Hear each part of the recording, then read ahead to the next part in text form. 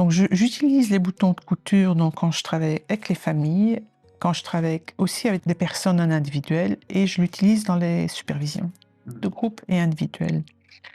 Donc dans des situations donc j'ai commencé à les utiliser dans des situations dans ma consultation à l'époque, je travaillais en pédopsychiatrie, quand j'étais avec des parents ou des familles où les mots manquaient, où on n'arrivait pas à beaucoup échanger et l'outil me permettait d'aller au-delà de la parole pure et surtout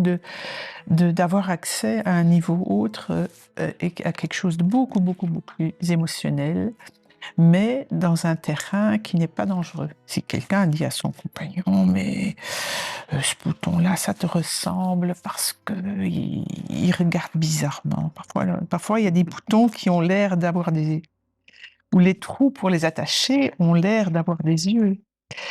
Et c'est pas la même chose si je parle de ça en disant: «Mais là, c'est sombre et il regarde» et cetera, que si quelqu'un dit à son partenaire: «Mais tu me regardes bizarrement» et cetera et j'ai du mal avec ça.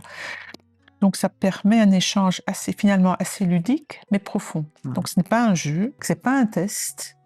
que c'est un outil qui va nous aider à mieux comprendre, à qu'eux comprennent mieux et que moi je puisse comprendre mieux